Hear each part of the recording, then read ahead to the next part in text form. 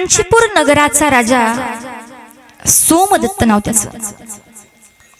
महाराज 2 पत्नी आहेत त्याला। भरपूर मोठं असं कुटुंब आहे, भरपूर मोठा असा प्रपंच आहे। राजा प्रजादक्ष होता, राजा प्रजाशील होता, दयाळू होता, प्रेमळ होता, मायाळू होता। प्रजेवरती पोटच्या लेकरासारखं प्रेम करणारा हा सोमदत्त राजा। त्या सोमदत्त राजावरती एकाएकी काळानं घाला घातला आणि काळानं घाला घातल्यानंतर त्याच्या 2 असणाऱ्या त्या पत्न्या पतिव्रता होत्या। ऐका, पतिव्रतेचा अधिकार हा फार मोठा असतो। ऐका, पतिव्रतेचा अधिकार हा फार मोठा असतो। तुका म्हणे पतिव्रता तिची माणसावर नाही, तिची देवावर सत्ता। तिला पतिव्रता म्हणतात। देवाला सुद्धा त्या पतिव्रतेचं ऐकावंच लागतं। तसा हा सोमदत्त नावाचा राजा काळानं त्याच्यावरती घाला घातला आणि हा राजा मरण पावला। पण जन्म त्याला हरणाचा मिळाला। त्याच्या 2 असणाऱ्या पत्न्या त्या हरिणी झाल्या। त्यावेळी इंद्र दरबारामध्ये एका सेवकाकडून चुकीचं कार्य घडलं। त्याला भिल्लाचा जन्म मिळाला। नाव त्याचं चंडभिल्ल। तो असणारा भिल्ल जातीमध्ये जन्माला आला। अनेक जीवांना मारून स्वतःचा उदरनिर्वाह करू लागला। हरिणांना मारावं, त्याच्या पाडसांना मारावं, उदरनिर्वाह करावा। दिवस होता महाशिवरात्रीचा। महाशिवरात्रीच्या दिवशी हा राजा सकाळपासून वनवन फिरतोय, पण त्या राजाला काही शिकार मिळेना। जंगलामध्ये गेलाय। जंगलामध्ये गेल्याच्या नंतर हा सोमदत्त नावाचा राजा जो हरणाच्या त्या कुळामध्ये जन्म घेतला होता, ते हरिण आता त्या जंगलामध्ये आलंय। तोपर्यंत या भिल्लानं सकाळपासून आपल्याला शिकारच मिळाली नाही, म्हणून नदीच्या काठी स्वतःची वाघूर लावलेली आहे। भिल्लाला माहिती होतं पाणी पिण्याकरता हरण या नदीवरती येतात, नदीच्या काठावरती येतात। नदीच्या काठावरती हरिण पाणी प्यायला आलं की ते हरिण आपल्या जाळीमध्ये अडकणारे, हरिण आपल्या वाघरीमध्ये सापडणारे, आणि म्हणून त्या भिल्लानं, त्या चंड भिल्लानं आता वाघर अंथरून ठेवली आहे। ही हरिण आणि त्याच्या बरोबर त्याच्या त्या 2 हरणी, ती तिघेही पाणी प्यायला निघाले। हा भिल्ल मात्र एका घनदाट वृक्षावरती जाऊन बसला। तो वृक्ष नसून ते झाड होतं बेलाचं। घनदाट असणारं झाड आहे।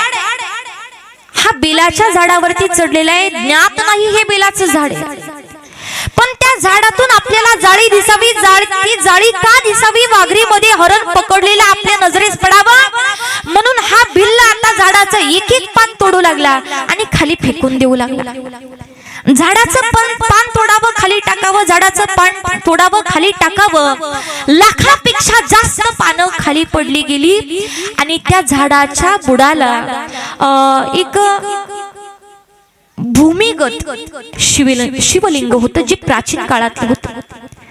भूमिगत असणारं ते शिवलिंग प्राचीन काळामधलं, याला सकाळपासून काही खाण्याकरता मिळालं नाही।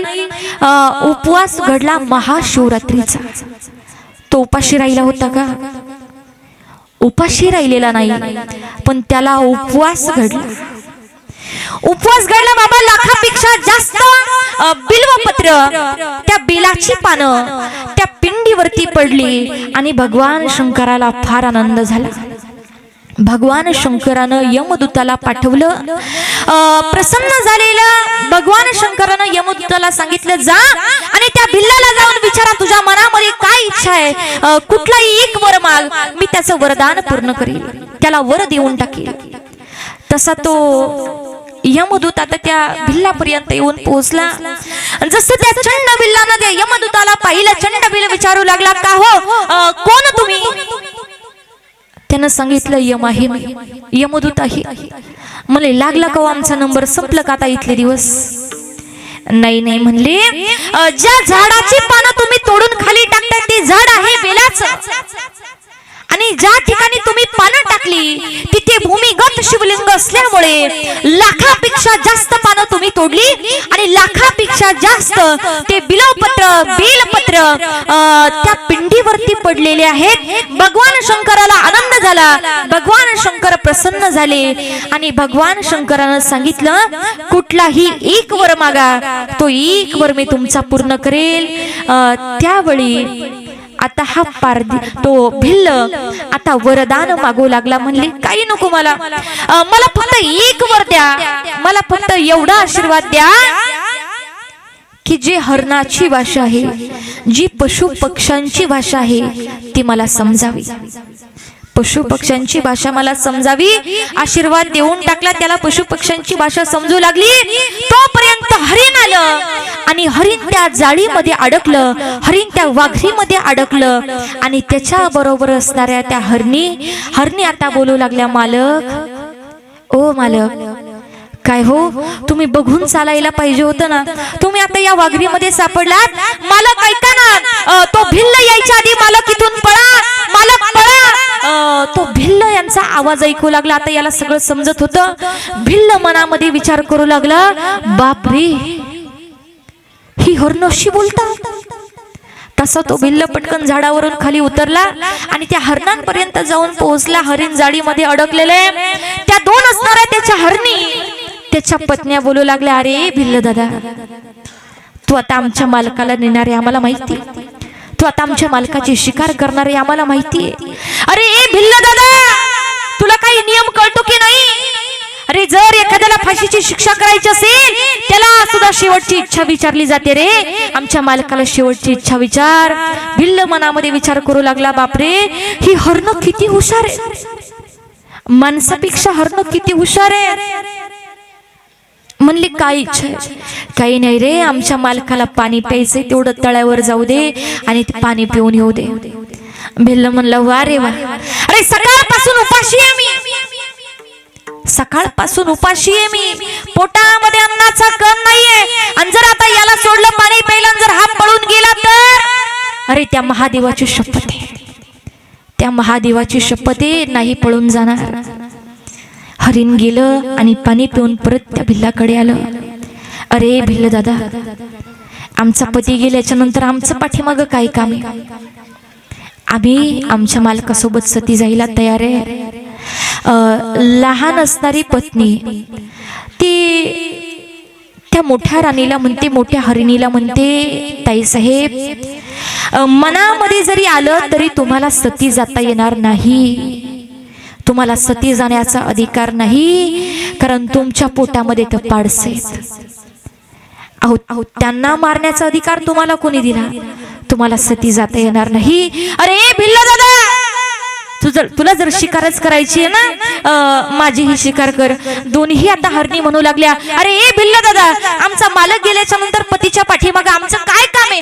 आम्हालाही घेऊन जा, आम्हाला या जगामध्ये राहायचं नाही। त्यावेळी छोटी असणारी हरिणी सांगू लागली, अरे भिल्ल दादा ऐक ना, मला फक्त एकदा घरी जाऊ दे आणि घरी माझी लहान लहान जे पाडसं आहेत ना भिल्ल दादा, ऐकणारे भिल्ल दादा, लहान लहान पाडसं भुकेने व्याकुळ झालेत रे, फक्त त्यांना दूध पाजून येऊ दे, फक्त त्यांना दूध पाजून येऊ दे। भिल्ल म्हणाला, काय किती हुशार आहेत ही हरण, आता दूध पाजायला म्हणून जाणार आणि परत येणारच नाही। ते पाडस, ती हरिणी सांगू लागली, अरे भिल्ल दादा नक्की परत येईल, अरे त्या महादेवाची शपथ घेऊन सांगते, नक्की परत येईल। भिल्ल म्हणाला, ठीक आहे जा। आता ती हरिणी असणारी आपल्या पाडसांना पाजायला आली। भुकेने व्याकुळ झालेली ती लहान लहान पाडसं जशी आई दिसली तशी पाडसं पळत पळत गेली आणि दूध पिऊ लागली। पण आईच्या डोळ्यामध्ये पाणी पाहिलं। ए आई, काय झालं ग तुला, का रडतेस?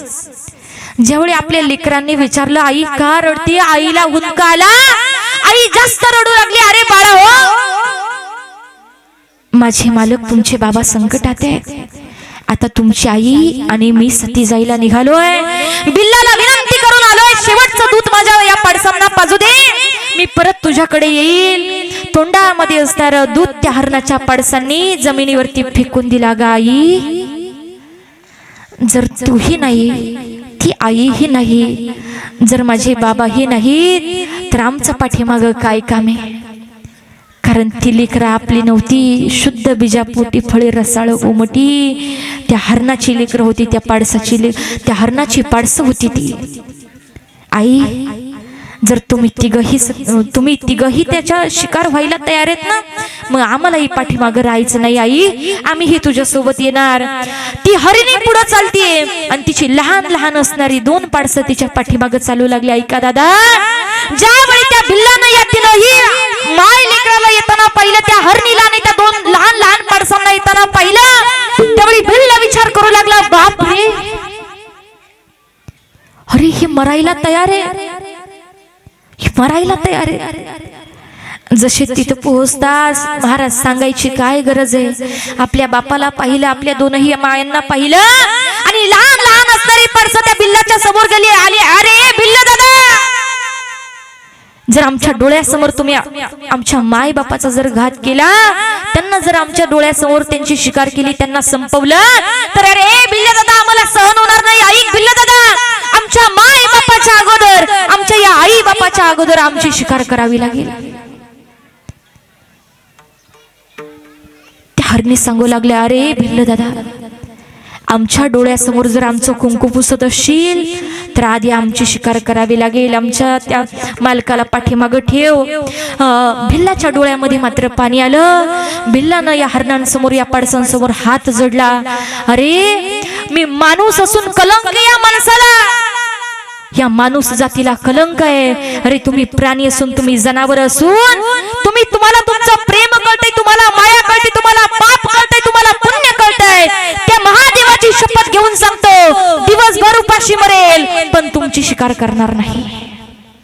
दिवसभर उपाशी मरेल पण तुमची शिकार करणार नाही. त्यावेळी हरण हसू लागली. का रे बिल्ल दादा, आम्ही 5 आहोत, 5 मारल्याचा बोजा तुला नेता येणार नाही ना बिल्ल दादा? 5 जणांची शिकार तुला नेता येणार नाही ना घरापर्यंत? अरे आई, काळजी करू नकोस, तू पुढे चाल आणि आम्ही तुझ्या मागे चालतो. तू घरी गेल्यानंतर आमची शिकार कर. तुला नाही तर शिकार करायला जमणार, तुला नाही एवढी शिकार घरापर्यंत जाणार. अरे भिल्ल दादा, तू पुढे चाल, आम्ही सगळे 5ही जण तुझ्या मागे चालतो. भिल्लानं सांगितलं, अरे ऐका, त्या महादेवाची शपथ घेतलीये, दिवसभर उपाशी राहील पण तुमची शिकार करणार नाही. भिल्लाच्या डोळ्यामध्ये पाणी, भिल्ल रडू लागला. पण 5ही हरण सांगू लागले, अरे त्या महादेवाची शपथ घेऊन सांगतो, तुझ्या घरापर्यंत आम्ही येतो, आमची शिकार तुला करावी लागेल. आता भिल्ल पुढे पळू लागला आणि हरण पाठीमागे पळू लागली. भिल्ल पुढे पळतोय आणि 5ही हरण पाठीमागे पळू लागली. बघता बघता त्या भिल्लाचं घर आलं आणि त्या 5ही जणांचं मानवी रूपामध्ये, देव स्वरूपामध्ये रूपांतर झालं. देवानं विमान पाठवलं आणि 5ही ते दिव्य पुरुष त्या विमानामध्ये बसले आणि तो भिल्ल पाहू लागला. त्यावेळी तो भिल्ल विचारू लागला, का हो एक जागा मला नाही का? त्या विमानामध्ये एक जागा मला नाही का? ते 5 दिव्य पुरुष सांगू लागले, अरे भिल्ला, तू पुण्य फार कमवलं, इथून पाठीमागं केलेलं पाप या पुण्यानं तुझं नाहीस झालं. अरे आतापर्यंत तू जे जीव मारले, ते जीव मारल्याचं पातक फिटलं. अरे लाखापेक्षा जास्त बेलाची पानं त्या भूमिगत पिंडीवरती वाहिली. अरे महाशिवरात्रीचा उपवास तुला घडला. अरे ए भिल्ल दादा, तुझं सगळं पाप फिटलं पण विमानामध्ये बसण्या इतकं पुण्य जमा झालं नाही. पाप फिटलं पण इतकं पुण्य जमा झालं नाही. अरे उभं राहून तरी येऊ द्या. नाही मग विमानामध्ये बसण्यासाठी काय करावं लागेल? विमानामध्ये बसण्यासाठी काय करावं लागेल? त्यावेळी 5 ते दिव्य पुरुष सांगू लागले, काही सायास नाही, फक्त आजपासून पुढच्या महाशिवरात्री पर्यंत ओम नमः शिवाय, ओम नमः शिवाय, ओम नमः शिवाय या नामाचा जप कर, या भगवान परमात्म्याच्या नावाचं ध्यान कर, त्या भगवान शिवाचा जप कर आणि खऱ्या अर्थानं तो भिल्ल ओम नमः शिवाय, ओम नमः शिवाय, ओम नमः शिवाय हा जप करू लागला। 1 वर्षभर महाशिवरात्री पर्यंत त्या भिल्लानं जप केला, ध्यान केलं, साधना केली आणि याचं फळ महाशिवरात्रीला त्या देवाला सुद्धा विमान पाठवावंच लागलं। भिल्ल विमानामध्ये बसला आणि तो कैलासाला गेला।